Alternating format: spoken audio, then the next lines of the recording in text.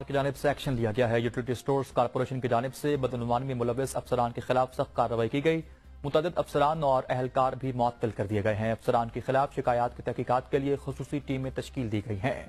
آپ کو آگاہ کر رکھیں گے، اس وقت یوٹیلیٹی سٹورز پر بدعنوانی میں ملوث افسران اور اہلکاروں کو معطل بھی کر دیا گیا ہے۔ وفاقی وزیر صنعت و پیداوار کی جانب سے ایکشن لیا گیا ہے۔ یوٹیلیٹی سٹورز کارپوریشن کی جانب سے بدعنوانی میں ملوث افسران کے خلاف سخت کارروائی کی گئی ہے۔ جی بالکل، وفاقی وزیر صنعت و پیداوار رانا تنویر حسین نے جو ہے وہ سخت ایکشن لیتے ہوئے یوٹیلیٹی سٹور کارپوریشن کی جانب سے بدعنوانی میں ملوث جو ہیں افسران کے خلاف سخت کارروائی کے اقدامات اٹھائے ہیں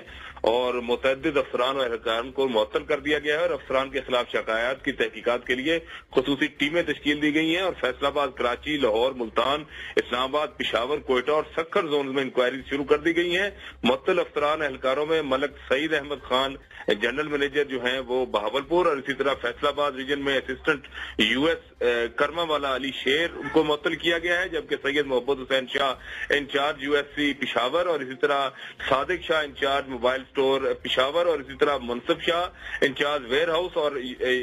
پشاور کو جو ہے کرپشن کے الزام میں معطل کیا گیا ہے، جبکہ محمد اسرار جو کہ سخا کوٹ کے یو ایس ہیں ان کو معطل کیا گیا ہے، اور آٹا اور گھی کی بلیک مارکیٹنگ کے الزام میں غلام فرید جو اے ایس ایم ہے یو ایس سی اسلام آباد کے خلاف ایف آئی آر بھی درج کرا لی گئی ہے اور انکوائری کی رپورٹ جو ہے 7 دن میں پیش کی جائے گی اور بدعنوانی میں ملوث اہلکاروں اور افسران کے خلاف ترجمان کا کہنا ہے کہ سخت تادیبی کارروائی کی جائے گی، جبکہ وزیر